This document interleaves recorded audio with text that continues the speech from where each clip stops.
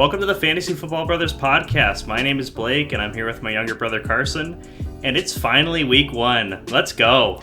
I'm excited. Just hearing our intro play in our ears has got me so excited to be back and be doing these matchup previews for all of you, and I really hope you enjoy our content for this upcoming season as we hope to improve and grow the channel further. So, you want to just hop into the Thursday night matchup? Yeah, let's do it. It's going to be a hell of a game. It is. So we have the Bills at the Rams. Thursday Night Football. This could almost be a Super Bowl matchup prediction for a lot of people, potentially. But it's just the caliber of these two teams. So we'll say for this video and just matchup previews in general, we're not going to focus on those guys that you're definitely going to start because that's just kind of a waste of your time. So I'm not talking about Josh Allen, you're starting him. But we're going to talk about some of these other fringe players that you want to keep an eye on. So I'll start with Gabe Davis. Gabe Davis's last NFL game was in the AFC divisional round where he had 8 receptions for 201 receiving yards and 4 receiving touchdowns. And now Davis is the clear wide receiver 2 in this offense with Sanders and Beasley gone. Only time will tell what level of consistency Davis will have for your fantasy team. You remember that playoff game, of course. That was one of the craziest NFL games of all time. And I think our dad... Go ahead. I was just going to say, that was like a wake-up call for everybody. This guy... you need to pay attention to him. For sure. His ADP has definitely risen over the offseason. Yeah. Currently sitting around player number 76 off the board. So, yeah, I mean, he's legit talented. We saw him play on, one of the biggest stages, not quite the Super Bowl, but very, very close. Yeah. And he delivered big time. Josh Allen likes him in the red zone, especially, in that goal line situation. So he's a great option, and I think he's going to have a very productive fantasy season. Time will tell, like you said, if it's going to be something we can count on week to week. But I'm leaning more towards the positive end on that. I think he's going to be a great player. Yeah, I think that his ADP is respectable for what he will be, in my opinion, because, as I've said, he's slotted into the wide receiver 2, which is great. But previously in his career, he's only had relevance in those games where he's had a lot of touchdowns, so he had been touchdown dependent to have any relevance. But now that he has a better role, I think you feel better, and about as good as he is with his ADP, so I think it's representative. But hey, he has that elite upside because of this passing offense to potentially be even better. But we'll talk about Dawson Knox, whose ADP was right around player 86. And as of recording today, Wednesday, September 7th, Knox just signed a 4-year extension with the Bills after they had already released O.J. Howard, so no competition at the tight end spot for him. Knox finishes the tight end 8 last season, hauling in 9 receiving touchdowns. Do you think it's safe to say that he's solidified himself as at least a low-end tight end 1? Well, you certainly feel good in the sense that he's got job security. Yeah. And I think that Josh Allen likes him as a target, especially in that red zone area, just like Gabe Davis. So it's going to be another high-powered offense for the Bills this year. Like you said, they have a great chance to make the Super Bowl push this year. Kind of got snubbed last season with some, overtime rules and all that got adjusted. But, I think that Dawson Knox is very enticing, especially where he's going in drafts. He's going to be a good option at tight end if you want to kind of wait later to get that position. So, I like him. Agreed. We've talked a lot about this passing offense because that is predominantly what this team does. But let's talk about Devin Singletary, ADP 91.8. Singletary ended last season averaging 19.7 fantasy points in the last 5 weeks of the regular season, but the Bills used a second-round pick on running back James Cook in April's draft, Dalvin Cook's brother, if you did not know. But does Singletary have a limited period of time as a fantasy player with a starting, or will he pick up where he left off, in your opinion? Gosh, I don't know. I mean, I think it's a good sign that they're kind of, moving away from Zach Moss, who was... Yeah. Usually the competitor for touches with Devin Singletary, but they bring in this new guy, this young, obviously a good pedigree in terms of where he was taken in the draft. Not only that, but also that he has an older brother that is kind of fringe elite at running back. So kind of a different play style, I think, between the two brothers. But that being said, I think it's a little bit of a question mark heading into the season with Singletary if you roster him. Hopefully you were able to get both, and then you can kind of just lock in whoever emerges. But yeah, it's a wait and see situation, and I think that Singletary has the talent, but it may just be that this offense is so high powered that they have to bring in an extra guy just to kind of keep everyone fresh the whole season. Yeah, agreed. We'll move on to the Rams. And Cam Akers, who we've kind of talked about extensively in our ranking video just because we felt like his ADP of 37.5 was too high. But all eyes are on Akers as this injury last preseason kept him out until the very end of the NFL regular season. It was Achilles, I believe. It was an Achilles tear? Okay. Yeah. But he came back for the playoffs pretty much. But he averaged a measly 2.57 yards per carry. I mean, that's not good at all. But he's had a full off season, so...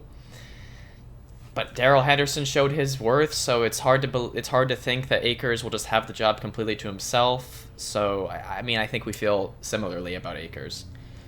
Yeah, we do. If you watched our running back rankings video a couple weeks ago, we were both fading on Akers relative to his ADP, which here shows 37.5. So you were kind of getting him, towards the latter half of the third round.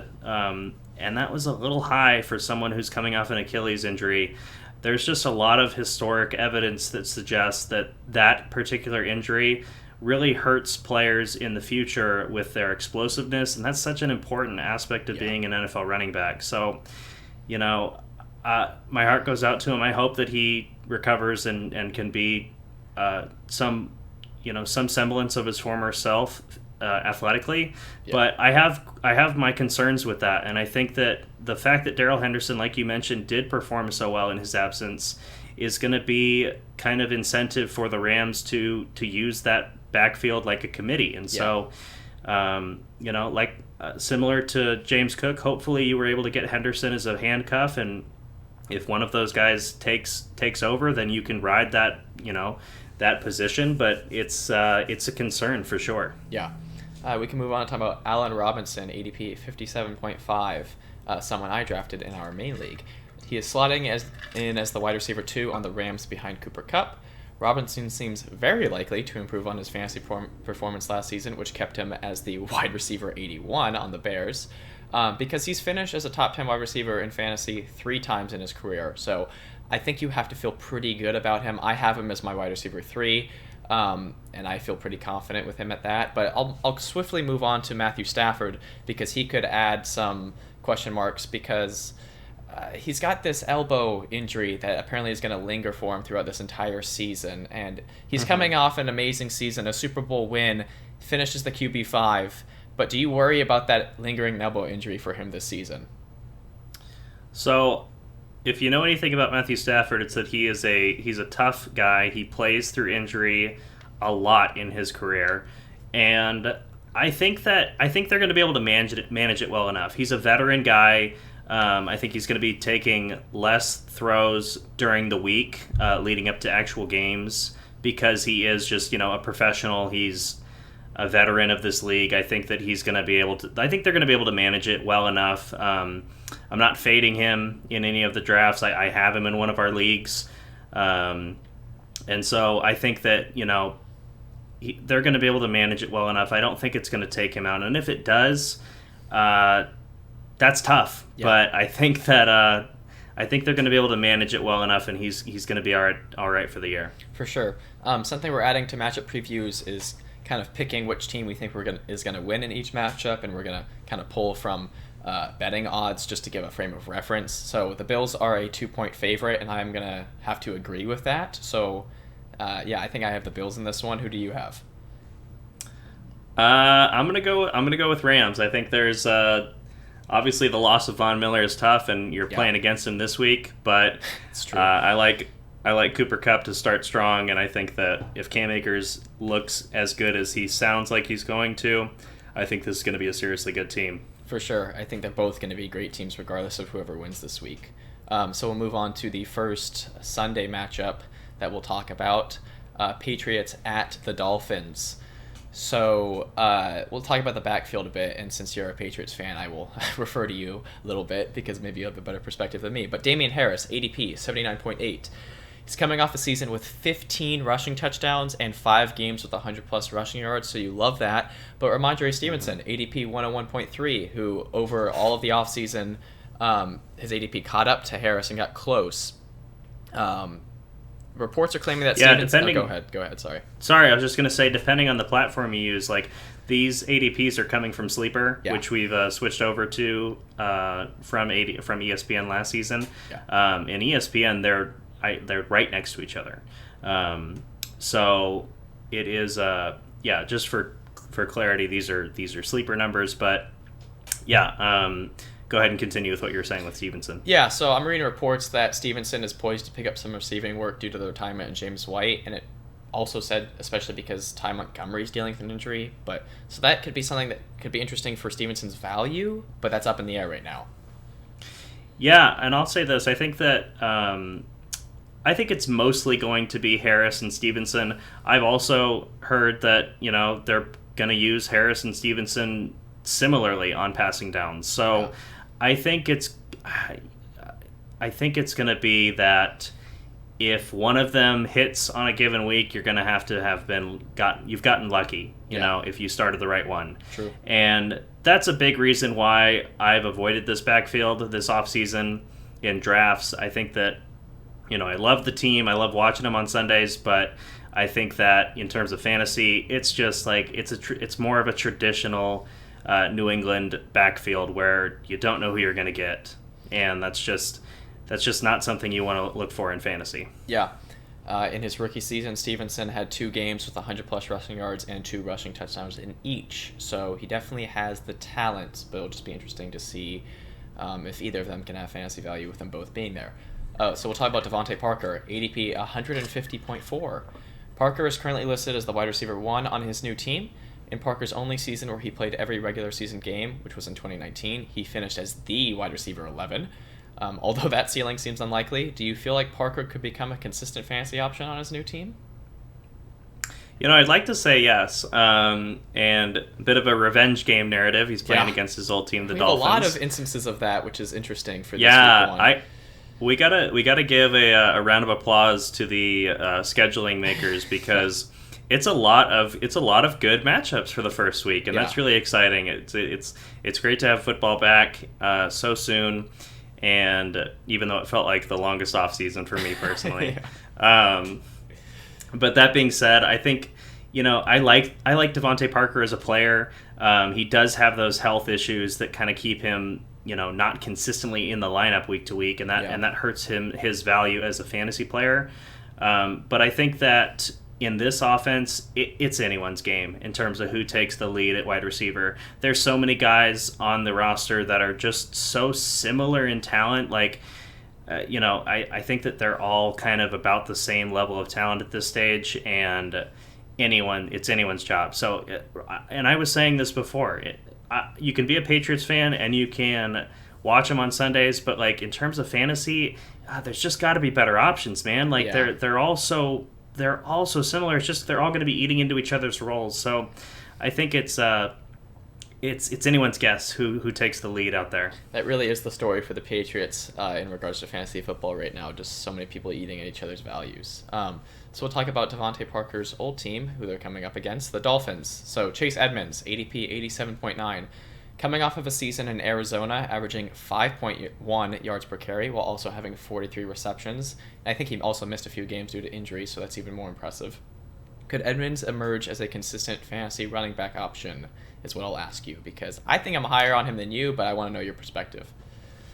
Yeah, I mean, I don't dislike the player. I think that the Dolphins are definitely going to be improved. I think they have a good chance of finishing second in this division behind the Bills. And I also, sorry, it's just painful to say that, but I think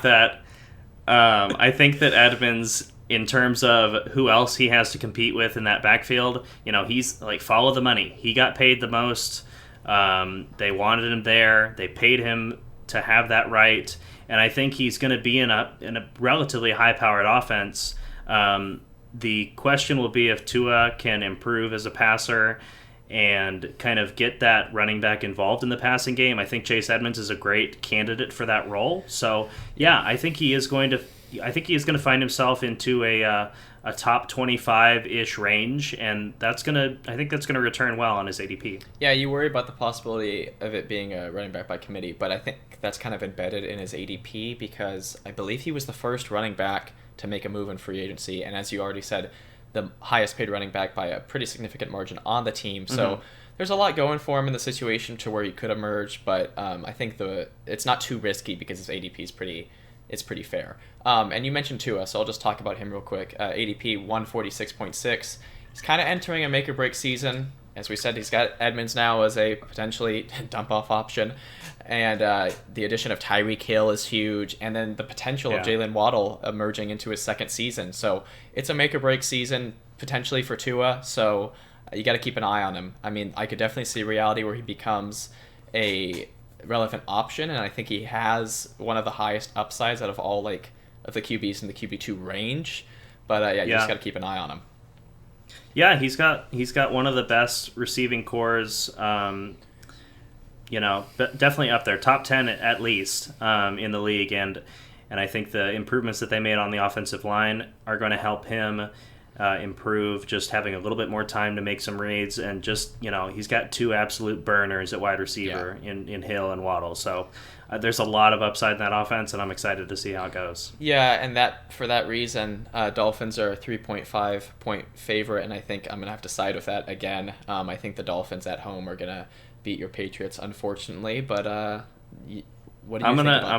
I'm gonna keep the trend rolling, and I'm gonna take the underdogs. Right. Let's go, Pats. Yeah, I mean, it's hard to go against Belichick, and there are more question marks on this Dolphins team. I just like the look of some of those question marks. How about that?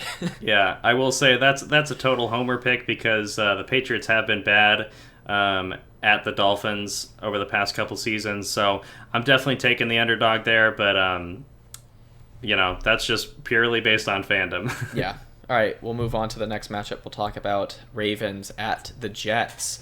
Flacco facing his old team. So we got 3 straight matchups of someone facing their old team. Obviously not as sexy, I guess you could say, of a revenge game. But we'll talk about the Ravens real quick. So J.K. Dobbins, ADP 53.4. Coming off of a promising rookie season, I don't even remember him doing this well, but 805 rushing yards and 9 rushing TDs in 2020. But he did get injured in the preseason, kind of around the same time as Akers and I think ETN. Those were 3 big running backs, and we'll talk about ETN later. But do you think Dobbins can be a reliable low-end RB2 is kind of what I categorize him as for fantasy managers this season? Yeah, so like you mentioned, he did have a pretty good yardage total and rushing touchdown amount. It was really on the back of a very efficient running game too. They've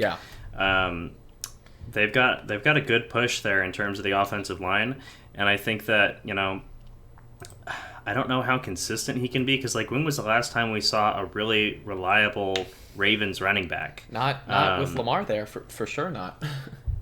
Right. So I think it's gonna be an interesting season to say the least for that team. I mean, we were watching Devonta Freeman and Le'Veon Bell get carries last year, so it's now they got this young guy, but he's coming off of a pretty significant injury. So I'm not super confident about J.K. Dobbins. I think I did draft him in our mock draft that we posted on the channel, but I didn't feel good about it, and I wouldn't feel good about it in a real draft. So I think that he's in that RB dead zone, to be fair, which I think makes you feel better about who he was drafted around, but just for his outlook in general, you're not super excited about it.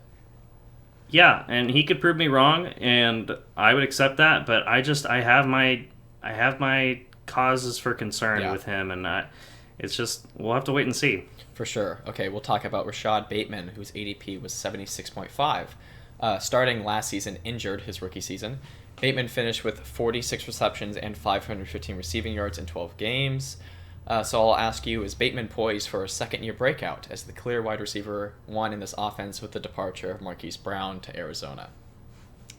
Man, I know you think so, and I agree. Yes.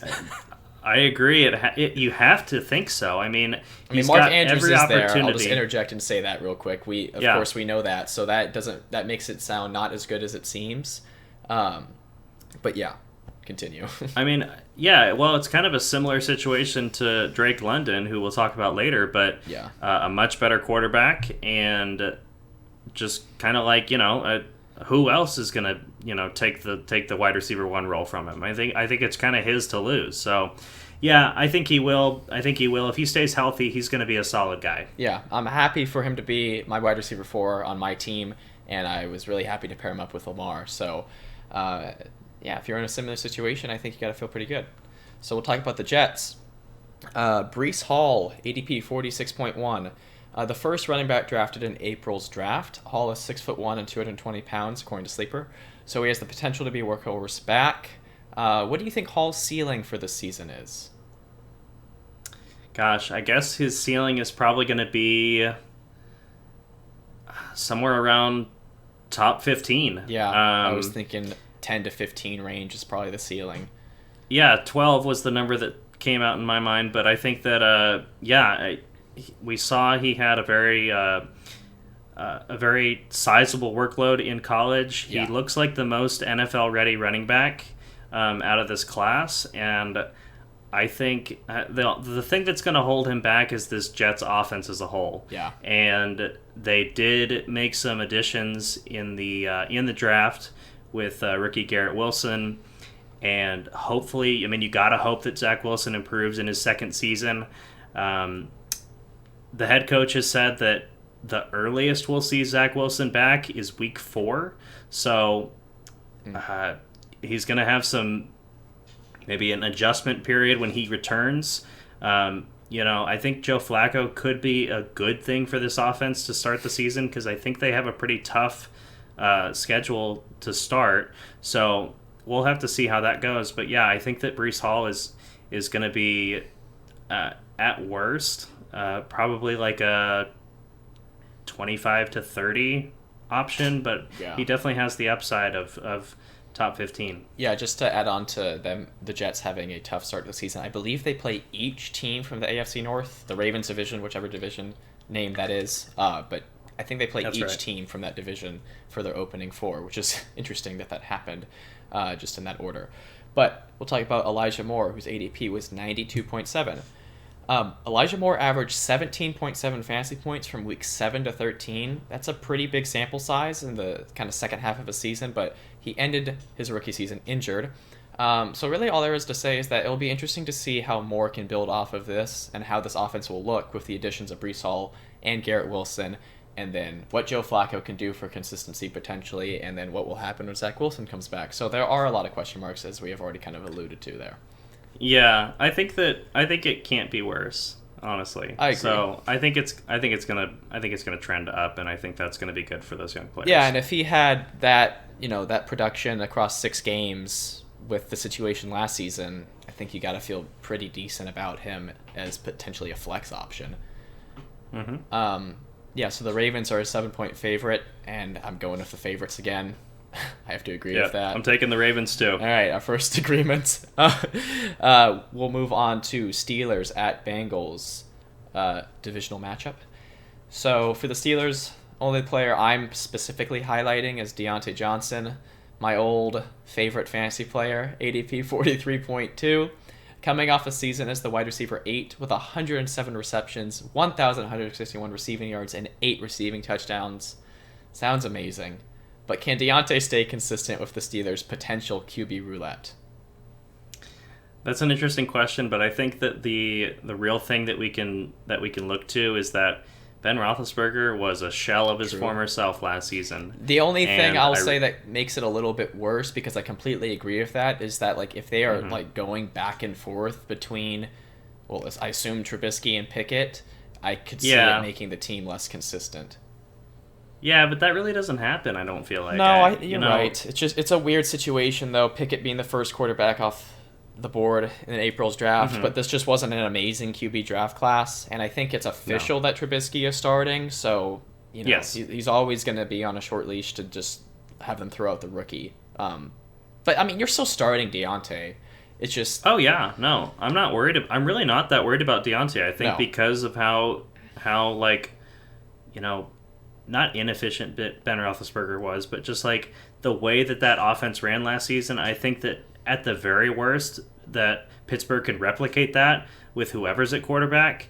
And we just read off the stats that Deontay pulled off in that offense, so I'm not worried about it at all. Yeah, for me, it's tough to see a top 10 wide receiver finish for Deontay, but I mean, I feel like he's definitely a lock for top 20 again, so you still feel pretty good about that. You worry more, of course, about Claypool and Pickens and Freiermuth, who I don't even really feel like talking about yet until we see a little bit more from this offense. Yeah, that's fair. Okay, so Bengals. Joe Burrow, ADP 52.9. I believe he's back practicing in full after his appendix burst. So that's good. That's what he dealt with, right? Yeah, he did have his appendix removed. Yeah, okay. But NFL fan favorite, Joe Burrow, Super Bowl appearance. They lost, unfortunately, for them. But Burrow had the highest completion percentage out of any starting QB last season. But how much do you think he can build on his finish as the QB7?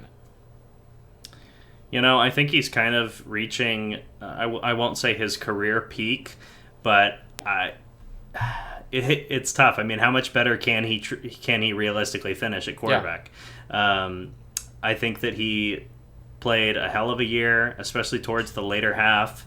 A great, kind of a magical playoff run with that Bengals team. And yeah, I mean, in terms of being QB7, I think that's probably a realistic finishing point for him. Yeah. So yeah, I think he's going to be still very good. He's got great weapons, improvements on the offensive line. So there's a lot of things to like about this incoming team. And yeah, I mean, I think that I'd be surprised if he finished inside like the top 4 at quarterback, because I think there is kind of a strong group of guys that kind of have that. It would definitely take injuries to people in that top 4 for him to do that. Yeah, and so it's not a critique on Burrow's talent. It's more just that it's a competitive league at quarterback. Yeah. So I'm happy to have him on a roster this season, and I think he's going to be another great player to watch. Yeah, so you're definitely starting Mixon, definitely starting Jamar Chase, definitely starting T. Higgins, so it kind of just leaves Tyler Boyd in an awkward situation, ADP 127.4. Boyd's fantasy finishes have decreased every season since 2018, where he finishes the wide receiver 16. I know you drafted him the other night in our main league, and you had him last year, but do you think there's enough room for him in this offense still? So the big difference in that was just where he was taken in the draft. But, and yes, we've recounted the story where you unfortunately bought into the preseason negative hype around for Jamar Chase. Yes, around Jamar Chase not being able to catch a cold. He couldn't catch any passes. Like, he was the worst player ever. I fell for that. And if you're watching this now and this is the first time you're hearing it, just know that we all make mistakes. Yeah. But I will say that Tyler Boyd is, at this stage in his career, I think he's more of an insurance policy than anything that you can trust on week to week. So if T. Higgins misses time, if Jamar Chase misses time, now we hope that doesn't happen. But if Tyler Boyd is in a position to kind of find himself in the wide receiver 2 role in that offense, I think he kind of finishes, as it should be, meaning that he does perform up to that stage. And I think there's not much else I can say with him. I think week to week he is going to be fairly inconsistent, because although Joe Burrow does favor just a few guys in that team, it doesn't leave a lot for Boyd to feast off of. Yeah, agreed. And the Bengals are a 6.5 point favorite, and yet again I'm going to agree with that. Yep, I'm going Bengals for this one too. All right, Colts at Texans. Players to watch. My guy, Michael Pittman, ADP 35.5, coming off of his first season with 1,000+ receiving yards, which helped him finish as the wide receiver 17. I think we could easily witness another breakthrough for Pittman this season as the clear wide receiver 1 on this offense. We've had plenty of discussion about Pittman already, but again, you're starting him, so there's not a lot of debate to go on here. He shouldn't honestly be here, but I know that you love talking about him. I love talking about him because there's no reason to talk about Jonathan Taylor at all. So really the only thing we're talking about is Alec Pierce, who I'll briefly mention as just kind of being the clear-cut wide receiver 2 as a rookie. But all of this revolves around Matt Ryan at QB. ADP 187.9. Ryan has had 7 top 10 fantasy finishes and 10 seasons with 4,000 plus passing yards, and now he's on a new team for the first time in his career. High-end QB2, do you think that's realistic or possible for Matt Ryan? It's definitely possible. I think this team is still going to rely heavily on Jonathan Taylor, but I also think that there is some young and big talent on this receiving core, and I think not only Michael Pittman and Alec Pierce, but also Mo Alley-Cox. I think he's 6'8". Is that true? This is Matt Ryan is playing with giants right now, and wow. And so for red zone opportunities, that's something you like to see. So I think that this is going to be a good team. I think they are going to make the playoffs this season. I don't think they're going to stumble like they did last year against the Jaguars of all teams. Sad. But spoiler alert, I'm picking them to win this game. I think that there's going to be they're going to come out the gates strong, and they're not going to look back. Yeah, and the reason you're probably so confident about picking them, and I agree, is because they're playing the Texans. Brandon Cooks, ADP 61.2. I just really want to show him love. I feel like you're definitely starting him, but back-to-back top 20 wide receiver finishes with the Texans, and he had the 5th best median fantasy score out of all wide receivers last season. Be confident in Brandon Cooks. That's all I'll say. I know it's not a great offense, but he's just the clear-cut, most talented player on the offense.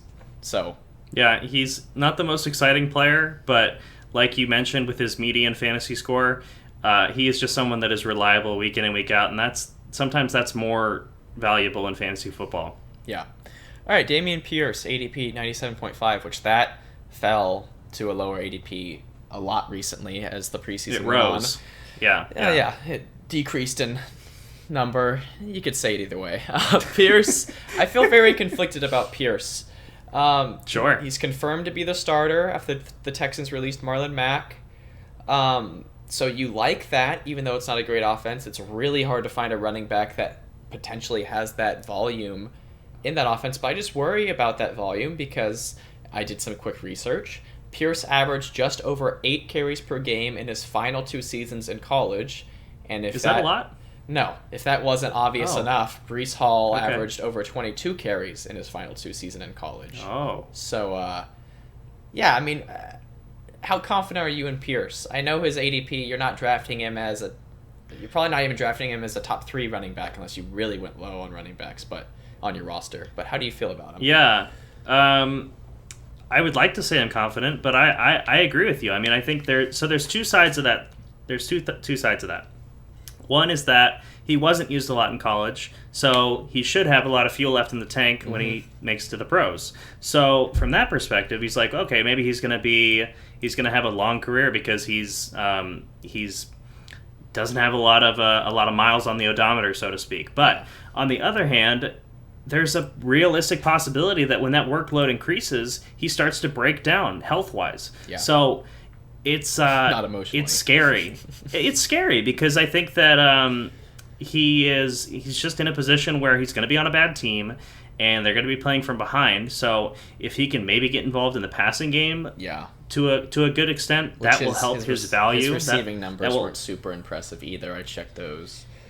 Yeah. So I don't know. With how his ADP rose, you would think this guy was having a bust made in Canton because my goodness, the rise that this guy has had in the offseason is just it's unprecedented, I feel like. It's just the potential of being a lead running back and being drafted in that I know, region, but when you think about who the Texans' lead running back was last season, I get it. David Johnson, Philip Lindsay, none of those guys are even on teams right now. So it's and Rex Burkhead's still hanging around. Yeah, at least Rex Burkhead's still there. Yeah, represent Patriots. Yeah. But let's go ahead and move on. Let's pick this game. I already did. Who you got? Yeah, Colts, the 7-point favorite. I agree. On the road, no less. Yeah. Divisional matchup also, too. So move on to Jaguars at Commanders. So for the Jaguars, Travis Etienne, ADP 39.3. My RB2 and my main team, so I hope he does well. And he's being reunited with his college teammate in Trevor Lawrence. So all eyes will be on him for his first NFL start. So he's obviously not a rookie, but he had a preseason injury last season, as I mentioned earlier. But James Robinson miraculously is already back from his Achilles tear at the end of last season. So ACL. ACL. That might even be even more miraculous. I think. Let me double check that. Either way, but I'm pretty sure, major injury. He's already back. Get a hold of that. I would love for Etienne to go into this matchup with no Robinson. So I'll ask you: are you worried about what Robinson could do to Etienne's consistent fantasy value? So we already know that James Robinson's going to play. So your hope is being crushed. No, there. I know that. And you're right. It is an Achilles injury. Okay. So that is not a good sign for him. Just like we talked about with Cam Akers, but with Travis Etienne, I think his passing game usage, which was a big feature of his days in college, I think that's going to maintain his value in PPR. And so I'm not as concerned about James Robinson returning as you might be if you have Etienne in a standard league. Sure. Which, by the way, if you're playing in standard leagues with no points per reception, you're doing it wrong. Yeah. Honestly, I mean, it's true. Not to get on a rant or a tangent, but when you play in PPR, there are so many more fantasy relevant players. It's just a lot more fun. It makes the game deeper. It makes it more exciting, and it's just a better format. So we can move on from that. But I am not concerned about Travis Etienne this season. I think he's going to be similar to Breece Hall in his peak value of a top 15, top 12 running back. Because he has that pass catching upside, and I think that this is a Jaguars team that is looking to make the next step. Like we mentioned, they kept the Colts out of the playoffs, so they know how to play good teams. Yeah.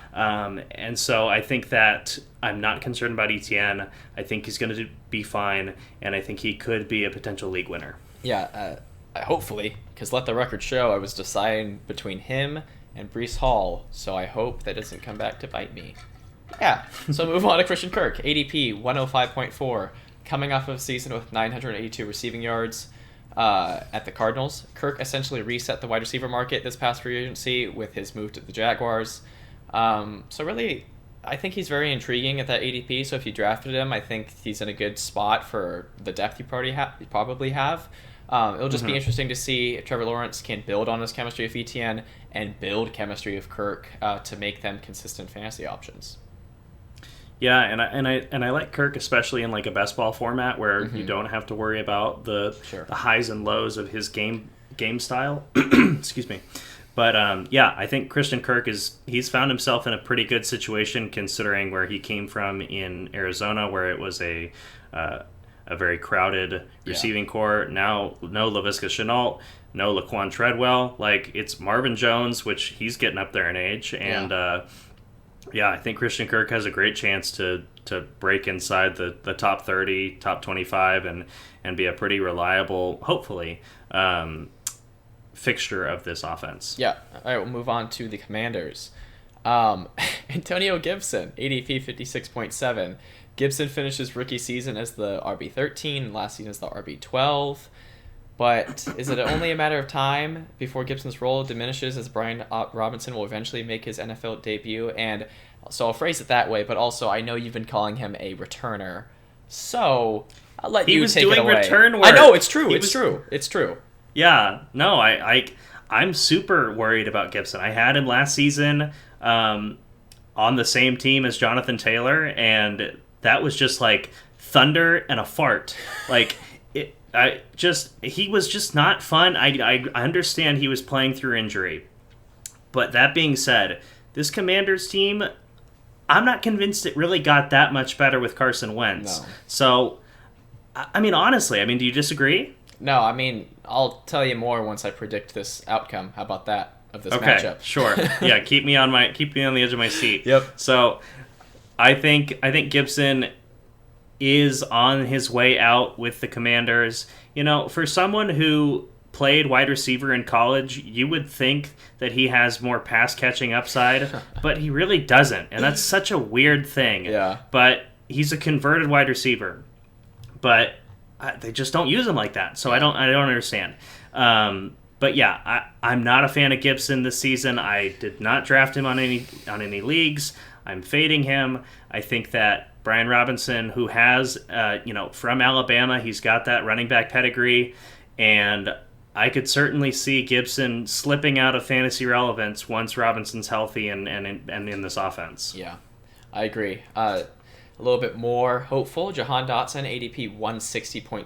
Dotson has essentially locked himself in as the wide receiver 2 in this offense, so I think you definitely need to keep an eye on him as a rookie to become somewhat valuable. I mean, going into McLaurin's rookie season, he was a complete no-name. I don't even think he had a picture whenever people picked him up after his first good performance. So if Dotson could replicate something like that, I mean, with where people drafted him, I think you got to feel pretty good about that. And yeah, I'm not sure. Go ahead. Sorry, I was just going to say, I'm not sure if that's an indictment on ESPN or not, but yeah, I think, and not that we hate that, but I think Sleeper is just really awesome. Yeah, it is. Lots of cool features there. Sponsor us. Not sponsored, by the way. Yeah. But anyway, yeah, I think Jahan Dotson offers a lot of great value late in drafts, and so for that reason, I'm excited about him.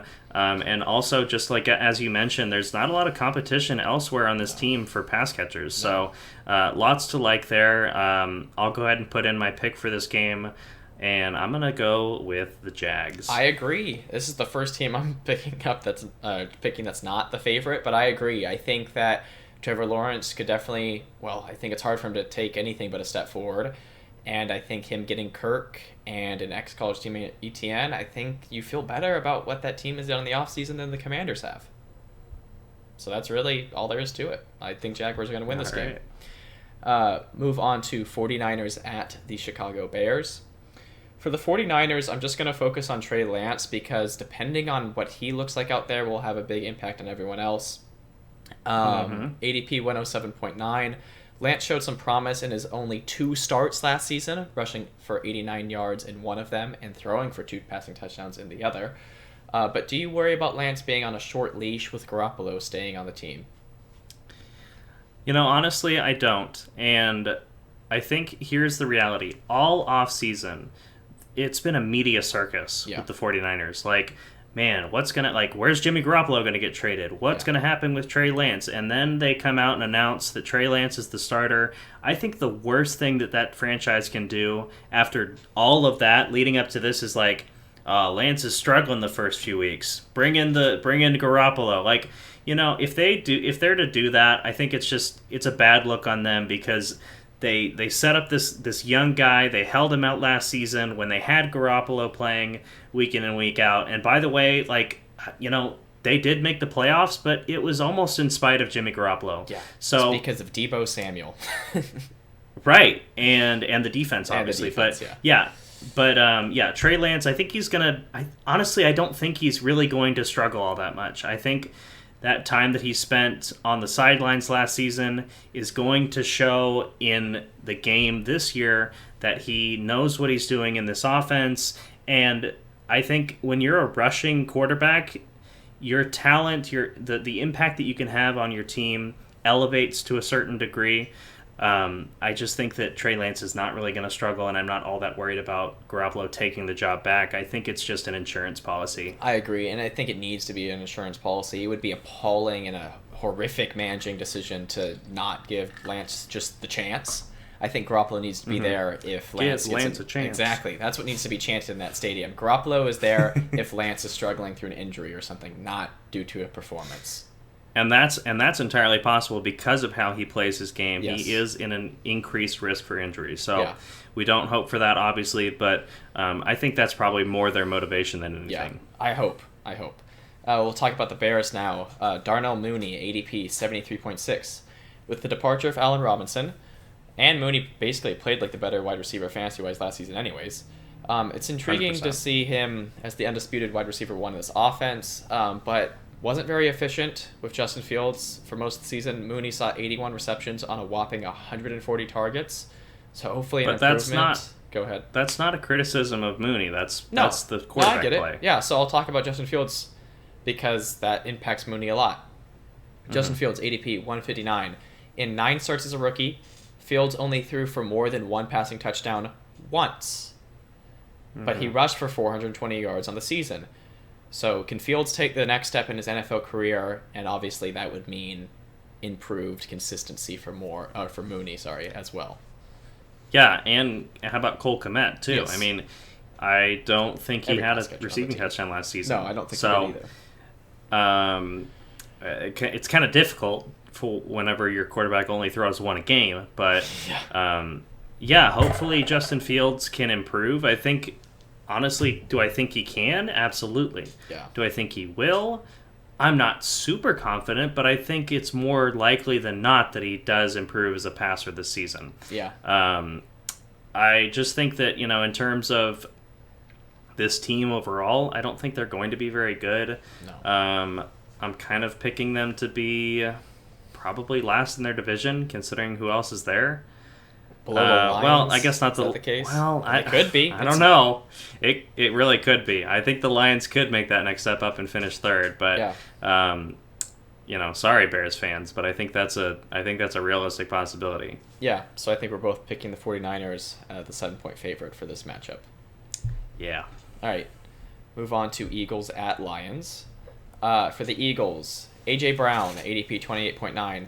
Last season was Brown's first season without eclipsing 1,000 receiving yards. Brown certainly has the talent. I just fear if he can really have elite upside with Hurts as QB, and the reason for that is because Jalen Hurts. I'll talk about him now. ADP 62.6.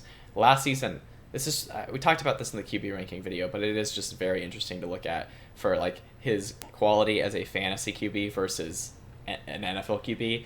He had 3,144 passing yards, 16 passing touchdowns, and 9 interceptions. That seems gross. But he had 784 rushing yards and 10 rushing touchdowns. So I feel like the way I phrase this is kind of funny, but could any improvement of Hurts as a passer make him a fantasy cheat code? Yeah, that's interesting. I will say that the rushing upside of these young quarterbacks does kind of elevate their floor in fantasy. Yeah. And the real concern is just can all of these guys keep their starting job? Yeah. Now, I don't think that Jalen Hurts is at risk of losing his position on the Eagles, but I think that, and just to backtrack a little bit with A.J. Brown, I think that his move is going to be more of a lateral one than an upgrade/downgrade. Mm-hmm. I think he's probably just going to stay around where he has produced because he's still the top dog on the receiving core. And I think, whoever his quarterback is, they're going to be looking for him. So I'm not too concerned about him. I think his ADP is a little too high. But we talked about the wide receiver video. Back on Hurts, I would say, of course, if he improves as a passer, becomes more of a dual threat like a Lamar Jackson. Yeah, I mean, we've seen how impactful that can be in a fantasy season. Yep. So we'll talk about the Lions, and I'll do this a little bit out of order, but talk about Amon-Ra St. Brown, ADP 68.5. St. Brown ended his rookie season averaging 25.2 fantasy points from Week 13 to Week 18. However, I'll talk about T.J. Hawkinson, who was just barely ahead of him in ADP at 64.1. He was injured for most of that time. He was injured from Week 14 to Week 18. And Hawkinson finishes the tight end 5 in 2020, where he commanded 101 targets. And now DJ Chark from the Jaguars has joined the team, while rookie Jameson Williamson? Is there Williamson? It's Jameson Williams. Got it. No two sons. Jameson Williams, who would have been the undisputed wide receiver 1 most likely off the board if it wasn't for his ACL tear in the college football championship. But he's coming back at some point too from injury. So really the question is, probably, can Jared Goff support multiple consistent fantasy options in this offense? I think, funnily enough, he probably can. Like, we saw him do it when he was on the Rams. True.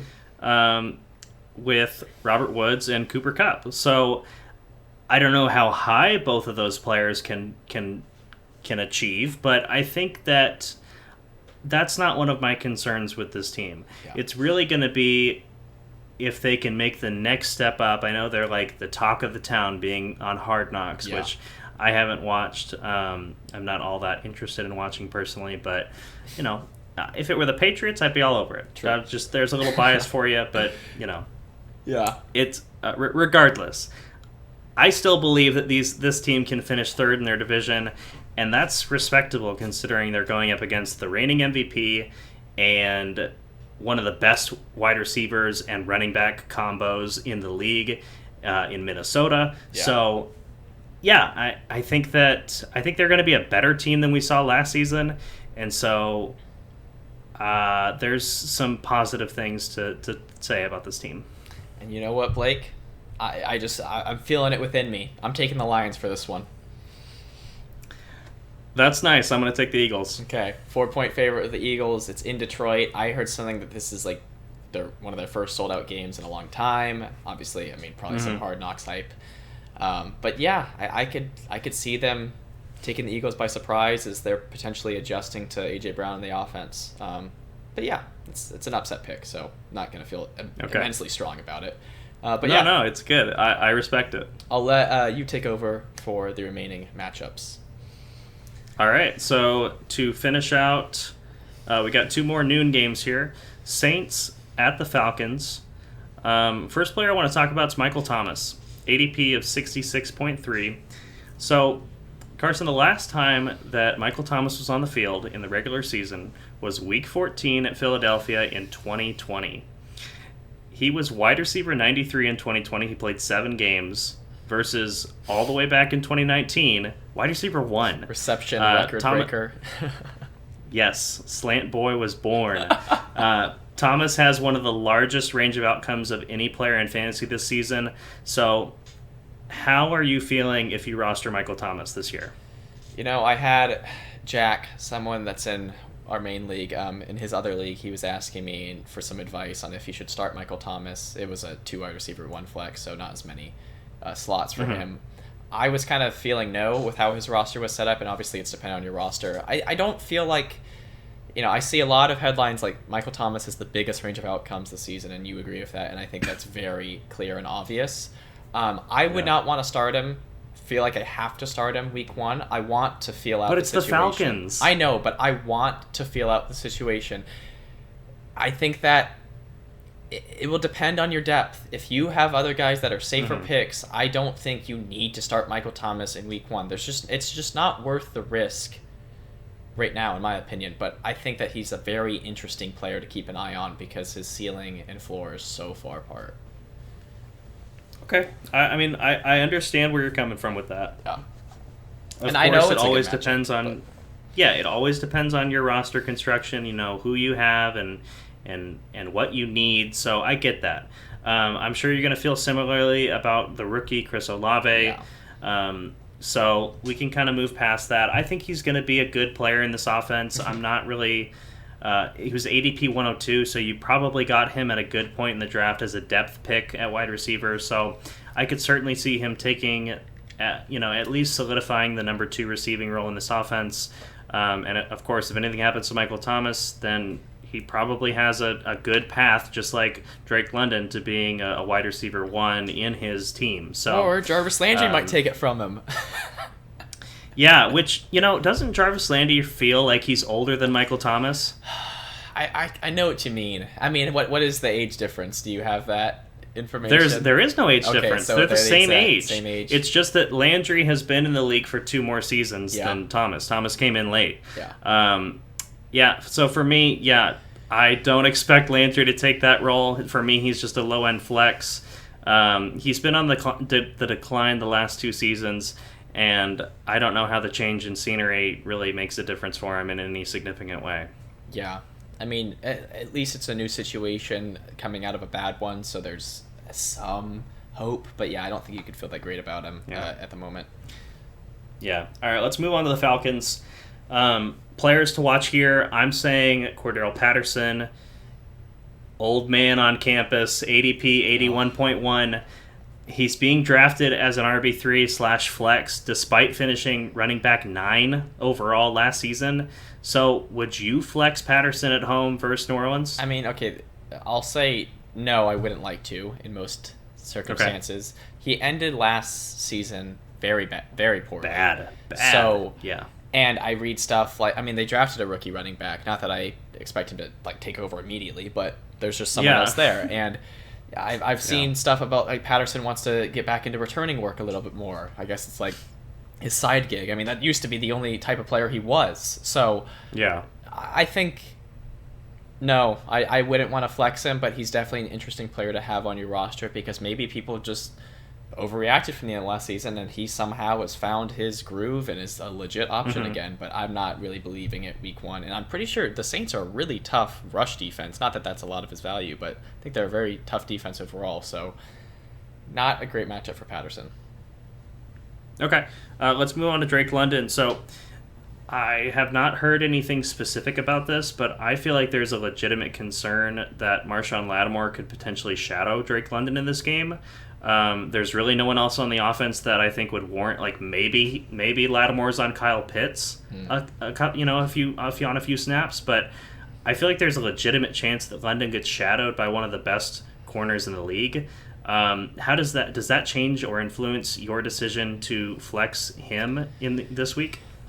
I mean, you don't feel great about it, and in our league where you can start 5 wide receivers, I think flex is doable for Drake London, of course. In a league where it's only 3, probably not as likely wide receivers that you can start.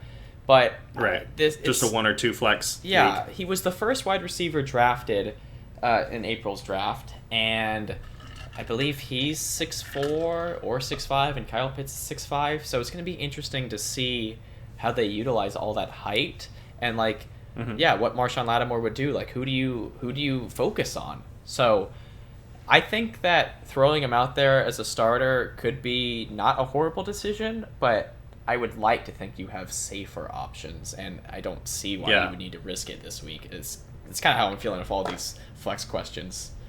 I know. I really get the sense that you're, and I think the listeners and the viewers get the sense that you're a very conservative guy when it comes to your roster, and I totally get that. Yeah. For me personally, if I drafted Drake London ADP 87.2, like, I'm probably flexing him because that's around the time that you drafted him, and he's going to be the top pass catcher in the offense. So I kind of believe in him. Even though I think the Falcons team is not going to be good, they're the underdogs at home by 5.5 points. I'm picking the Saints to win this game. I'll agree with that, but I'll also pose a question back onto you. Between Michael Thomas and Drake London, who would you prefer to start this week? Michael Thomas, because I think there's a legitimate chance Marshawn Lattimore could shadow him. Okay, yeah, I get that. So I'll give the edge to Michael Thomas on that one. Let's go ahead and move on. Browns at Panthers, another revenge game for Baker Mayfield, and this, I think this one will actually be kind of sneaky good. Yeah. Just because they are kind of 2 low end teams, but they're scrappy, they're competitive. They are. Really talented running backs, so there's a lot to be excited about in this seemingly on paper not exciting matchup. For the Browns, I'm mainly going to focus on Kareem Hunt here. ADP of 79.4, so he is a flex consideration. Obviously, Nick Chubb is a lock-it-in starter, regardless of scoring format. But does Kareem Hunt's role in this offense warrant flex consideration for you? I think it does. He did very well in the few games he played last season because it was kind of injury-ridden. But, I mean, Amari Cooper is there. Donovan Peoples-Jones is the second wide receiver, and I know you have Jacoby Brissett as the quarterback, but I think Kareem Hunt can very easily carve himself some receiving work in addition to whatever when he's rushing. Yeah, when he's healthy. Sorry, I was just gonna say when he is healthy, Kareem Hunt is he's like a top 20 running back, which is crazy when you think that he's feeding off of the crumbs that Nick Chubb leaves behind. Yeah, he's a super talented running back, and we've talked about this before. The circumstances that placed him in Cleveland were very unfortunate. Yeah.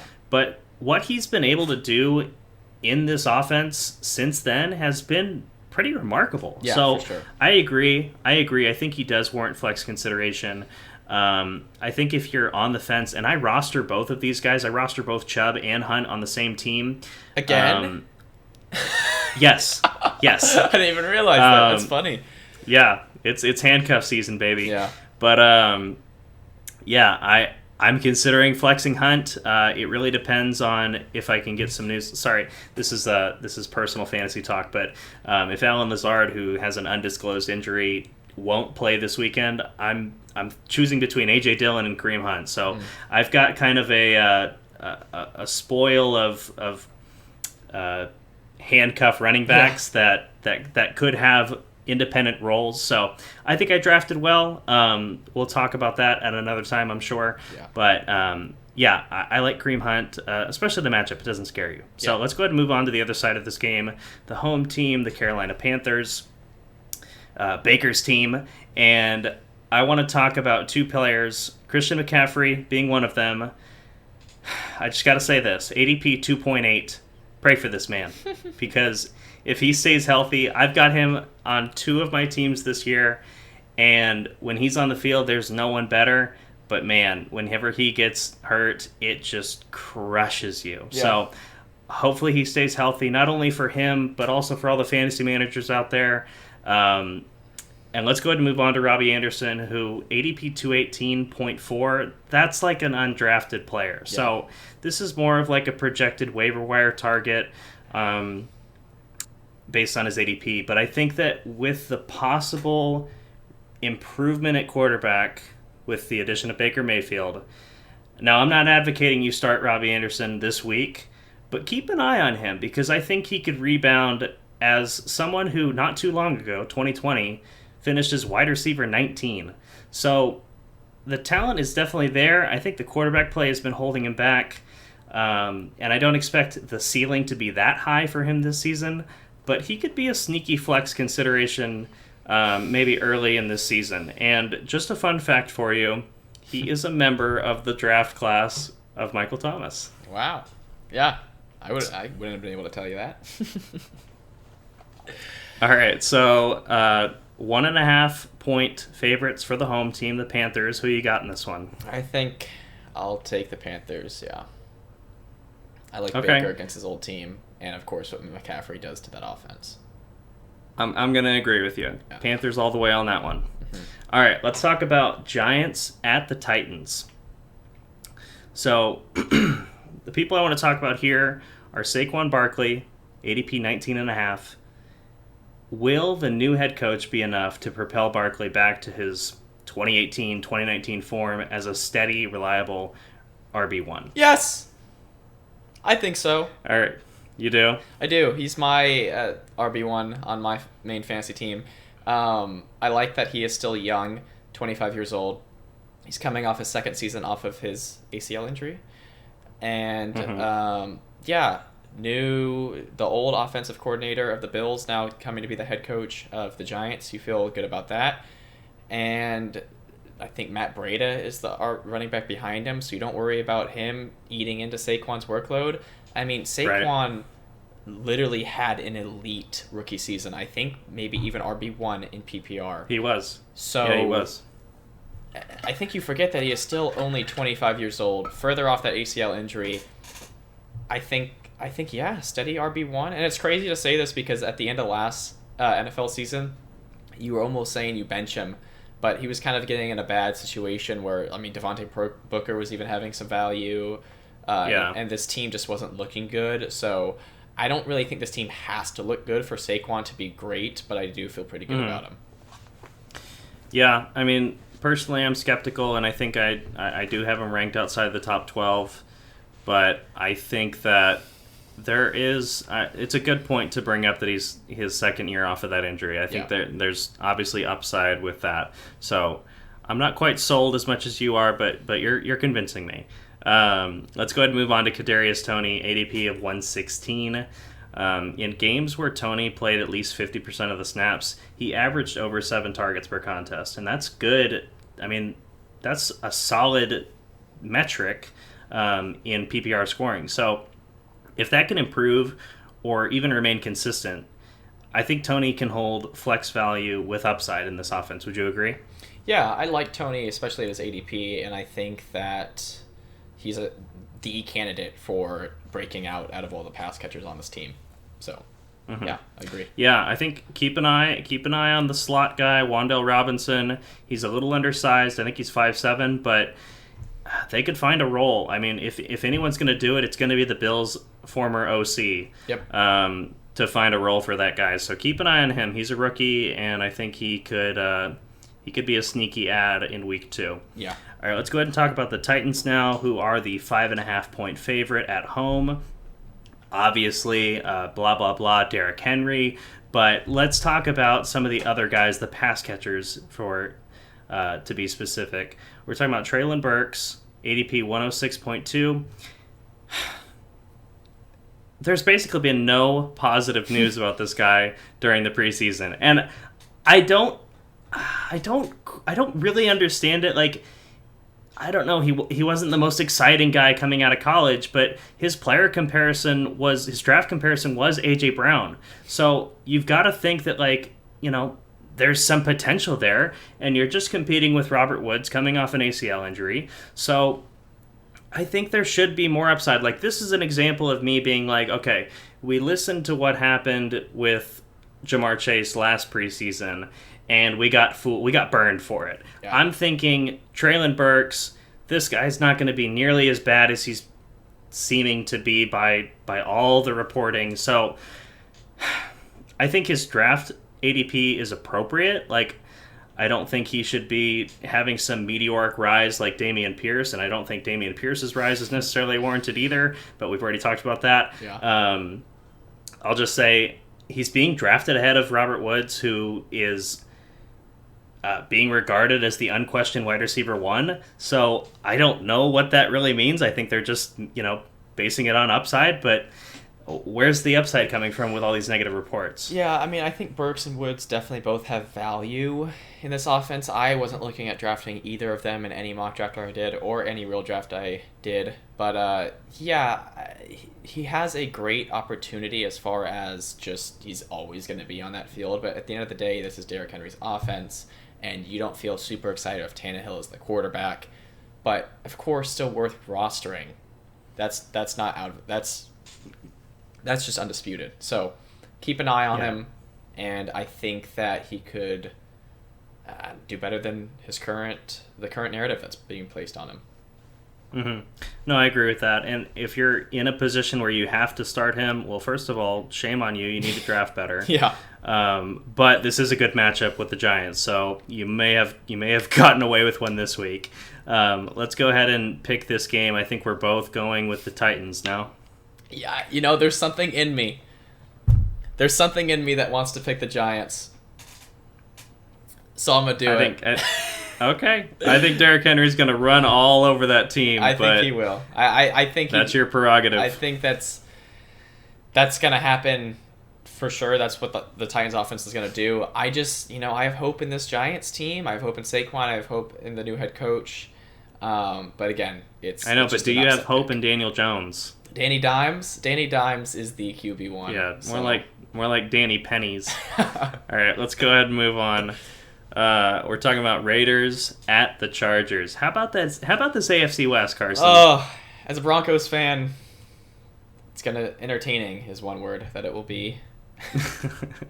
Yeah, all right. So we're talking about some new faces and some old faces here. So Devontae Adams, depending on how you look at the lead-in, can qualify for both because he's getting up there in age, but he's also new to the Raiders team. Finishes wide receiver 2 last season in Green Bay. How far, if at all, do you expect him to fall with a far more competitive receiving core with Renfrow and Waller and whoever else gets in the mix for Vegas? I think like the 5 to 10 range is probably realistic. Basically, just outside the top 5. Yeah. I think that's reasonable. And I think he's pretty much being drafted to support that. I want to say he's wide receiver 4 coming out of drafts right now. I personally would always take Diggs ahead of him, who is his ADP's ahead of him slightly. That's just one example.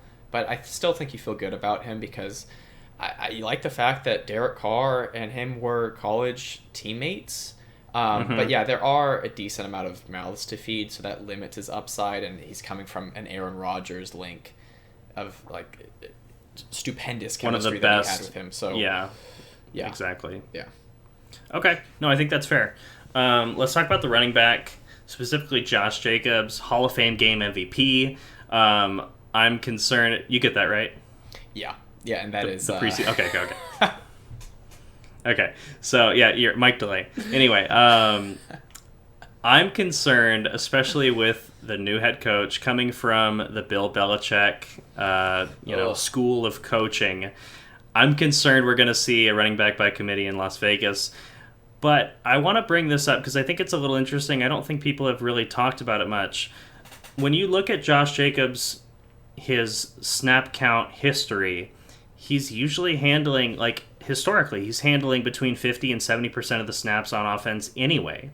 So maybe we're panicking that he's going to lose his job when in reality it's going to be business as usual. I mean, what do you think about that? Yeah, I mean, I think he could probably end up being the RB20. I think he's a safe low-end running back, too. You don't like how much they used him in that Hall of Fame game because the starters weren't used as much as he was. And they didn't pick up his fifth-year option, so there's a chance he's in a new team next year. But you could also spin it that, he's playing for his place, so that's something, too. But I do think it's interesting to bring up his snap percentage in previous seasons because I didn't realize that, and that does make you feel a little bit better about him. Yeah. I still think he's a safe low end running RB2. You're just not super excited. Yeah, and he's one of those guys like you mentioned with Dobbins that's in that dead zone. So for sure, there might be some hidden gem in that rough. Well, good. Move on to the other side, the home team here, the Chargers. And I'm going to talk about some probably unexpected people here. First, I want to talk about Gerald Everett. Who is a new addition to this team in the offseason. So ADP 195.8, that's probably undrafted. But tight ends are weird. You could be taking them super late as a flyer. I don't think he's a bad option for that, just so we're clear. But he's never finished inside the top 20 at tight end in his 5-year career. But maybe being part of a Justin Herbert-led offense that supported a top 13 finish when Hunter Henry was there in 2020 will allow Everett to be a sneaky pickup. I mean, what do you think about that? Yeah, I think he's one of the most enticing sleeper tight end options for sure. So, again, you're not even thinking about starting him this week, but I think rostering him in a deep league, as you've said, would be valuable because this is going to be a great passing offense, and he's on a new team, so a new situation, and I think that people think that ADP is too low compared to a lot of the other tight ends. Okay, interesting. And then let's talk about Josh Palmer. Definitely another unexpected player to watch for week 1. But I want to see if the hype around this guy has any merit. Yeah. He's purported to be the third pass-catching option in the Chargers offense.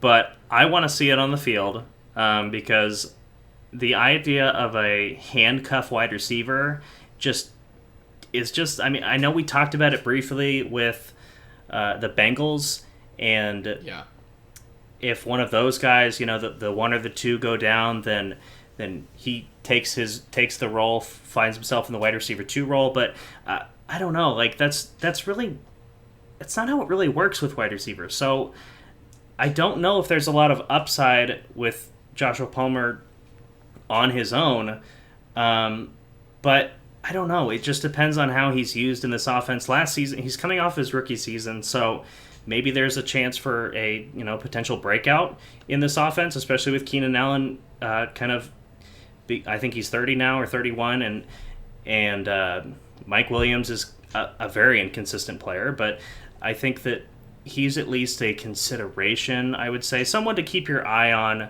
as the season progresses.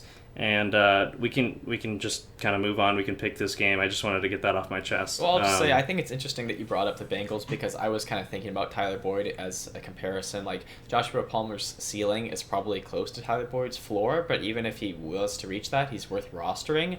I think he wouldn't be super consistent with those two guys ahead of him with Keenan Allen and Mike Williams, but if he's the undisputed third option in a good passing offense, it is a similar situation, which would be better than his ADP. Yeah. Okay. Well, I'm glad you said so. Yeah. Chargers are favored 3.5 points in this game. I agree. Yep, and I'm picking the Chargers also. Yeah. All right, let's move on. Packers-Vikings. More divisional combat here. With the Packers, I already mentioned him earlier. I'm going to mention him again real quick. A.J. Dillon, ADP of 63.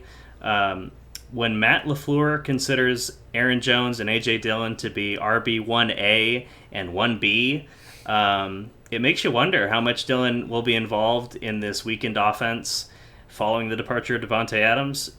Dillon rushed for 803 yards on 187 carries and 5 touchdowns. You're going to see when I get to Aaron Jones' numbers how similar these guys played. 34 catches on 37 targets for 313 yards and 2 TDs. He finished last season as RB23. This was Dillon. Now moving over to Aaron Jones. 799 rushing yards on 171 rushing attempts, 4 rushing touchdowns, 52 catches on 65 targets for 391 yards and 6 touchdowns. So the difference, and I think this is going to remain the same this season, is the passing game usage for Aaron Jones. That's what gives him the edge in ADP, and also just in terms of being a better fantasy running back. But that being said, A.J. Dillon has a legitimate role in this offense. I think he is flex worthy. And I think that if anything happens to Aaron Jones, A.J. Dillon is going to push for top 12 back week in and week out. Would you agree? Yeah, I do agree with that for sure. He's a great insurance policy, but has value on his own. And I think an interesting comparison to make is it's kind of like the inverse situation of the Browns, where you feel better about Jones and Chubb, but Chubb is there as a rusher, whereas Jones is there, and I think he's going to become more of a pass catcher even more than he has previously, because that's what he's done in games where Davante Adams has been gone. So I think for that reason you feel better about Jones than Chubb, but then you probably also feel better about Hunt than Dillon. But that being said, I still think Dillon has value. I just have never liked his ADP, because I think you have to start him almost at that ADP unless you did, just went heavy on running backs. But yeah, a great insurance policy that probably has a safe floor, just not a super exciting ceiling. Well, and I'll say this too, like I said, he finished last season as running back 23. Like, in terms of starting an RB2, that's not that bad. No, yeah. I think there's a lot of upside there, so I'm excited to have him on one of my rosters, and we'll go ahead and move on to the pass catchers here. So like I mentioned, Allen Lazard has an undisclosed injury at the moment coming into week 1 that could potentially hold him out of the game. Who do you think has the best chance to step up for this offense in his assumed absence? And then who do you like to finish as the top wide receiver on the team season long?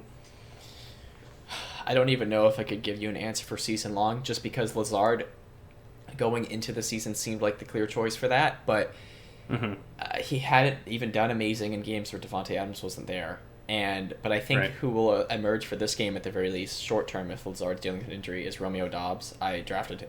He's risen up the ranks for many people this offseason, and I think he's very intriguing. Aaron Rodgers has been quoted as saying like he'll have a higher standard than almost every rookie wide receiver he's worked with, and I think that's promising to hear.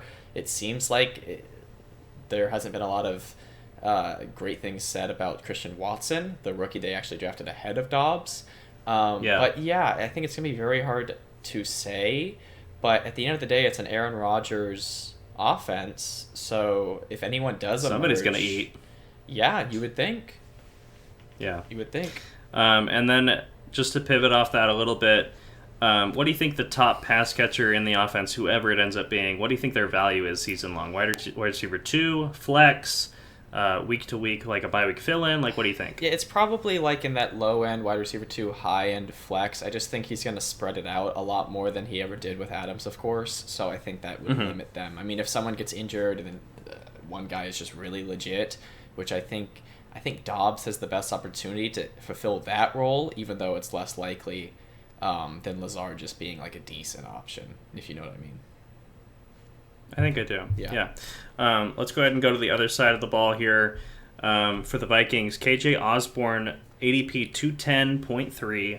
And this is kind of a similar thing to Josh Palmer or with some of the other players that we've talked about that are kind of like on that fringe wide receiver 3 on their team.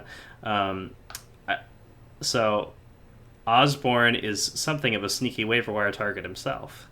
Do you get that reference? Yeah, it's a Spider-Man reference. Attaboy. Yep. All right, so unlike Palmer, last season he was on the field more consistently, averaging around 60% or more of the snaps. And then that number jumped up to 80+% once Thielen was hurt for the final 6 weeks of the 2021 season. During that 6-game stretch, Osborne averaged 15.6 fantasy points on just under 6 targets per game. So we've seen from him that he can step into that role and produce pretty, respectable fantasy numbers. Given his ADP, I think he is going to be kind of a sneaky waiver wire target over the coming weeks, and someone that I'll be probably talking about until his ownership goes up, because I think he has the role in the offense kind of already, but if anything happens, he's proven to step up in that role. Yeah, I think you keep an eye on him for sure, especially in deeper leagues. I just think with Justin Jefferson, some people coveting him as the wide receiver 1, and then Thielen getting so many touchdowns if he can keep up that production, and then they have Dalvin Cook still, and then even people talking about Irv Smith, and then I think they even signed Jalen Reagor from the Eagles, which I don't think you... Oh, did they really? I think they did, which I don't think you feel amazing about what that means for their confidence level in KJ Osborne, even though, he could be completely irrelevant fantasy-wise, but just the fact that they did that, I'm pretty sure that's true, because it was funny because the Eagles took Reagor ahead of Justin Jefferson in the same draft, and now they're on the same team. Yeah, that's rough. That is rough. So if I'm wrong with that, I don't think I'm wrong with that though. But I still, the fact that Osborne has shown that he has that value and can step into that role is promising. For that reason alone, I think you keep an eye on him. But it probably is still pretty crowded for him. Yeah, no, I get that. It's a deeper league consideration for sure. Let's go ahead and pick this game. The Vikings are underdogs at home by 1.5. Who you got? I'm taking the Vikings. I think I am too. Yeah, I maybe this will be a good one to bet on. I don't know. Vikings are at home, way less question marks than that Packers team. That scored 1 touchdown in the playoff game they lost, and now they lost Devontae Adams. I know they have a great defense, but Justin Jefferson and Dalvin Cook on the other side of the ball. I don't know how they can probably do something against anyone. Yeah, I agree with that, and I think that if all their guys were healthy, it might be a different story for the Packers, but I think with those question marks heading into it, I think it's probably safer and smarter to go with the healthier team. So I'm going with the Vikings with you on that one. Yeah. All right, let's talk about Chiefs, Cardinals, and this is one of the biggest spreads that we'll get to at the end. Ridiculous. But I'll go ahead and say it since I already mentioned it. The Chiefs on the road are favored by 6 points in this game. No shot. And I don't even know if that's me. I don't even... We'll talk through this and see where I lay. I think I'm leaning towards Cardinals, honestly, but it's more that the spread is offensive, not that they're the favorite necessarily, but the spread is offensive. A little disrespectful to your boy Kyler. At Arizona, come on. Whatever. Continue. All right, let's talk about it's part of the fun. Mm-hmm. Let's talk about the Chiefs players, which I think Andy Reid just kind of hit the reset button on the wide receiver core because it is all new players except for Travis Kelce. He's sticking around, probably going to retire as a Chief, and that'll be good for his career. But let's talk about the new guys. Juju Smith-Schuster, ADP 69.9. He's been taken way ahead of the other pass catchers outside of Travis Kelce, of course. But disregarding an injury-riddled 2021 season, Juju is just 1 year removed from a top 20 wide receiver finish. He finished as wide receiver 17 in 2020. Now playing with one of the best QBs in the league, Juju has a great chance to secure wide receiver 2 status with wide receiver 1 upside if he can stay healthy. Would you agree? Yeah, I agree with that. I think that he's definitely not locked in as wide receiver 2 fantasy value right now, but has a very clear path to get there, and with having Mahomes as quarterback, that upside is almost as high as it can get because of what he has done previously in his career. Yeah, I agree with that totally. Sky Moore, ADP 121.4. The rookie out of Western Michigan may have one of the best landing spots of any 2022 rookie wide receiver. Not only because Patrick Mahomes is his quarterback, but also because Tyreek Hill is no longer dominating the target share in this offense. He's now catching passes from the most accurate quarterback in the league, but that's a different story. Tyreek Hill would disagree. I was. Oh yeah, I was playing into the joke. Got it. Yeah. Yeah. So anyway, so funny that he said that. Yeah. Anyway. I know. Anyway, Sky Moore, what are your thoughts? I know you have a lot of shares of Sky Moore this season, Yeah. and I think there's good reason. Go ahead. I think his ADP is great. I know that going into the draft, I don't, because, I'm not super big into college football analysis, but I think that he was kind of a surprise with how well he did at the combine, and now he's landing into this opportunity, which you highlighted. And I think that, at that ADP, I believe he's my wide receiver, like 5 or 6 on my roster. I feel great about his upside as being a depth piece for me. Yeah, and I agree with that. I think that he has, and I'll say this, I think he has a better path to gaining fantasy relevance than the next guy we're going to talk about, and that's Marquez Valdes-Scantling. Yeah. And their ADPs are kind of close, and I don't really get it because Scantling ADP of 137.8. Of the 3 wide receivers that Kansas City added in the offseason, MVS is the player I'm least excited about. Travis Kelce will continue to demand a large target share. There's no getting around that. And while Sky Moore is a rookie and therefore unproven, MVS has been in the league for the past 4 years. He's been doing it, and he has been doing it very well. Playing with Aaron Rodgers, he's never finished inside the top 50 at wide receiver. The idea that he breaks out this season and finishes ahead of Juju or Sky Moore seems improbable at best. Yeah, I feel like he's going into a similar role that he's always already been at the Packers, is kind of like right wide receiver 2, maybe just a deep threat, wide receiver 3 likely on the offense, and then a deep threat. So, and it's not like, oh my God, he's got Mahomes, he's had Rodgers, so it's like right. That's my point. Yeah, if he couldn't do it with Rodgers, and I get that that's your point, but I just completely agree. Yeah. All right, let's go ahead and move on to the Cardinals. The one guy that I'm focusing on until DeAndre Hopkins returns in Week 7, I think Rondale Moore, ADP of 159.4. I like his upside in this offense for 2 major reasons. 1, like I mentioned, the 6-game suspension for Hopkins, and 2, Cliff Kingsbury's statements indicating that they're going to utilize Moore all over the field, both as a receiver and a rusher. So I think with those 2 factors working in tandem, Moore will make a considerable step up in production, and I like him to be a flex with upside. I think, the fact that we're kind of seeing more of a transition of like players being used however their team can use them with how Deebo Samuel was used last season, I think that brings a lot of upside for Rondale Moore's game.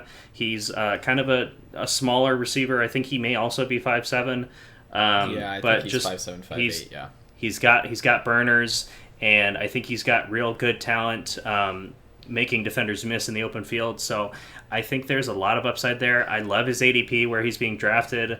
And I think that even when Hopkins returns, if he does establish this role in the offense, it's not really going to matter because they're going to manufacture touches for him in a way that will keep his fantasy relevance afloat. Yeah, I mean, he's on my main team for all those reasons that I drafted him, and I feel like he almost broke out the first 6 games of his rookie season last year. I think there was a point in time where statistically he was the best wide receiver on that team, and he kind of faded away a little bit, but I think you do expect a second-year resurgence at the very least, and yeah, if they're willing to just get touches in for him, I think that is great. I currently don't have him as one of my flex players, but it's definitely a consideration. I probably waited out for this week at the very least, but I do see it a strong likelihood of him becoming fantasy relevant very quick. Mm-hmm. All right, cool. I think, are you going with the Cardinals for this one? I think I am. Okay. I'm going to stick with the Chiefs. Yeah, I think this should be looked at as one of the closest matchups of this entire slate. I don't understand how the spread is this big. I really don't. Well, blame it on DraftKings Sportsbook. That's who we're using for these. Okay. All right, let's move on to Sunday Night Football. I will be in attendance for this game. I am so excited. Getting to see it's Brady the Buccaneers for the first time. It's the first time in the flesh. I'm looking forward to it. But it's Buccaneers at the Cowboys, in case you didn't know. And my player to watch for this game is going to be Chris Godwin. We're hoping he's healthy. He was asked just yesterday, or I believe maybe 2 days ago, and he was quoted as saying, "I'm not sure I'm going to be playing," and so that's a bit concerning. But he has been practicing without the knee brace, coming off an ACL injury that ended his best statistical season with career highs in both targets and catches. If he can stay on the field this year healthy, I like him to finish ahead of Mike Evans in all major receiving categories besides touchdowns, of course. What are your thoughts on that? Yeah, I've usually always liked Godwin much more than Mike Evans, just because he's much more consistent than Mike Evans most of the time, even though Mike Evans gets a ton of touchdowns. But and that's so crazy to say because Mike Evans is like quite literally one of the most consistent wide receivers in the NFL. Yeah, every single season, 1,000 receiving yards. Every single season, like 5+ receiving touchdowns. Like, he is just always good, but there are weeks. You know what I mean, like, though? Like, season he'll have weeks where it's like 2 receptions for 8 yards and 2 touchdowns. Anytime they play the Saints, Marshawn Lattimore has that guy's number. Legitimately. Yeah. Yeah, no, okay, but... Yeah, I don't think there's any reason for them to rush in Godwin, but I think that he will... He's, you love his ADP, probably maybe your best value in the entire draft in your eyes, and I think that could definitely be possible.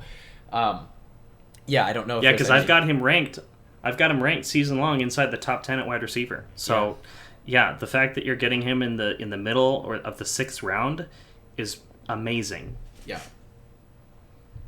All right, let's go ahead and talk about the other side, the Cowboys, and I've got this whole rant lined up. I don't have to go into it. I'm gonna give the brief, the abridged version. Yeah. CeeDee Lamb is being drafted too high. I don't understand why the whole industry is just coveting this guy as the second coming of Jerry Rice. Like, he's going way too high in drafts. You are drafting him at his absolute peak value, meaning that if he's wide receiver 6, then you drafted him at wide receiver 6. He's not going to finish inside the top 5. I don't see a realistic possibility of that happening. I mean, honestly, do you disagree with any of these things? I don't. I don't know how the ADP got so high. In both the drafts we did together, he fell pretty far and then became a lot more reasonable at that spot. So you have a lot of analysis, and I think we'll pull out a lot of this analysis if he definitely duds this week, or even if he doesn't, just as someone to potentially trade, because there's a lot not going for him, even though, yeah, the industry is making it seem like wide receiver 6, undeniably, and I don't know how that is possible. Yeah, so we'll go ahead and move on to Ezekiel Elliott. And I'll ask you this. Will this be another season of Zeke holding off Tony Pollard from breaking into the top 20 at running back? Elliott has finished 9th or better in 5 of the last 6 seasons, which is just like really interesting because it didn't feel like that last year at all. And he was running back 13 in 27. That was the year he was suspended for off the field misconduct. How confident are you that he can do it again going into his 7th year as a pro? I think he can definitely... He just finds a way. He definitely will be a top 20 running back, barring he doesn't get injured. So I just think that his ADP fell to a spot that is reasonable, so it's hard to be too negative on him. It was always like him and Connor right next to each other, and that was always kind of a tough decision, and one I didn't really want to have to make. So, yeah, I don't see Tony Pollard taking the role from him, but it is annoying that he's there. And as someone who drafted Zeke with like the 5th pick of the entire draft last season, it wasn't very fun to watch. Yeah. I think his ADP definitely bakes in that competition that we're seeing from Pollard. He's knocking on the door, and Zeke is holding him off as well as he can so far. But eventually something's going to give, and it's going to be Pollard's going to take that role, I think, at some point. I don't know if this season is the year, and that's why I asked the question, because it's a conversation. But yeah, I think that where you're getting Zeke in drafts currently, you feel better about that situation. Yeah, it's like let's go ahead and pick this. Just real quick, it's like you want to be really negative on Zeke after last year, but his ADP is like representative, so it's hard to even say a whole lot. Yeah, no, I mean, the talent is undeniably there. Yeah, like he is definitely a solid, one of the best running backs in the league still. But yeah, you have some question marks. You have some concerns with Tony Pollard knocking on the door, nipping at his heels. Let's go ahead and pick this game. Obviously, since I'm attending and I'm a big Brady fan, I'm picking the Buccaneers to blow them out. It's a 2.5 favorite for the Buccaneers this game. Who you got? Yeah, the Tampa Brady Buccaneers for sure. I think that they're going to win this one. And this was the opening the Thursday night matchup last season, I believe, and that was an insanely entertaining game. It was, yeah. That was another win for the Bucks in that one as well. So, last game of the Week 1 Let's ride! previews. Broncos country, let's ride. Let's ride. All right, so obviously we have to talk about Russell Wilson. He is the man of the hour. He's the man of the next 7 years for the Denver Broncos after that recent contract extension. I think the return of competent quarterback play for the first time since Peyton Manning, and that's going to be like, for some of the younger listeners, that's going to be that guy that's on the Papa John's commercials. But I think it's going to elevate all of the talent on this Denver team. I really think it was the system under his former head coach in Seattle, Pete Carroll, that just didn't allow Russ to cook. And I think that, his production took a major hit after his finger injury in Week 5. I have my reservations about him because of how he finished last year, but I'm chalking it up to the system. I don't think it was the finger. I think he's going to come back, and I think he's going to be fine. He's entering his 11th season as a professional quarterback. And I think with the extra time he's had to recover and develop team chemistry, I'm liking the reports about Courtland Sutton being his favorite target. I think that makes the most sense. I've been like pounding the drum for Courtland Sutton ahead of Jerry Jeudy all offseason, so I like that that's what's being reported. Hopefully it translates to the field. And I think we're going to be seeing the Broncos in the playoffs a lot more than past performance would suggest. If they weren't in that division, I would be even more excited. But that's such a tough division. But I still back them for sure. And I see you wrote it down here, and I've been saying it for a while now. I'd always said the Broncos were hashtag just a quarterback away, and they have them. So I'm optimistic. Yeah. All right, and it helps a lot. We barely even mentioned it, but the fact that he's going up against his old team, the Seattle Seahawks, in Seattle, it's a great first matchup for them. And the one player that I want to focus on here is Ken Walker, the rookie running back, ADP at 95.6. The real question in this offense is going to be, because about Tyler Lockett and about DK Metcalf, those guys are top 20, top 30, like just reliable for the most part. Yeah. But the real question is going to be who keeps and who takes, if it's one or the other, the starting job at running back this season. Rashad Penny, these guys' ADP is 0.1 different. Ken Walker's going 0.1 ahead of Rashad Penny, so it's anyone's guess at this point. But Penny has shown flashes of greatness. An injury-plagued career gives me great pause when it comes to choose between these two backs. Truthfully, like most agree, I think the Seahawks team is going to be pretty terrible.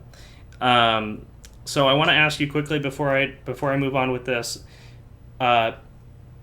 What's your confidence level if you have Ken Walker versus if you have Rashad Penny? Like, who do you like season long? Season long, this is complicated. Season long, I would say Ken Walker, but I don't think you can comfortably start him with Rashad Penny in the picture. I'm just not confident that Rashad Penny will have a injury-free season. But whenever he is injury-free, he looks like the greatest running back of all time at times.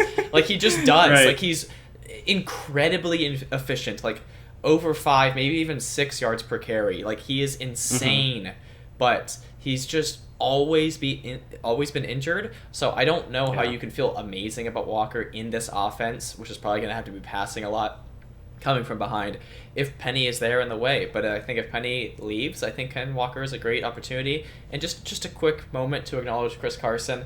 Such a sad way to end his career. He was my second running back I drafted last season, and Pete Carroll. You shared a first name. We did. Your heart goes out to him. Yeah, Pete Carroll. Still do. That's true. Pete Carroll tried to say that he was going to be back for Thursday the next week, and he never played a game again. So I have some beef with Pete Carroll, but I do feel for Chris Carson. But yeah, that's my perspective on Walker and Penny. Yeah. Okay. Cool. And then last thing I want to mention before we pick this game, DK Metcalf recently signed a contract extension. But disagree with me if you want. But I think with the direction this team is heading, I would not be surprised at all to see DK in a different uniform before his contract expires. Yeah, I want him in a different uniform. I think if he gets wasted away on this team, it's going to be one of the saddest and just like biggest what ifs of a player, because he is one of the most in terms of incredible, athleticism. yes, Yeah, physical specimen, one of the top end. Yeah, I've ever seen in sport. So, yeah, right. That Okay, well, that being said, we're both going with the Broncos. We're riding with Broncos country this week.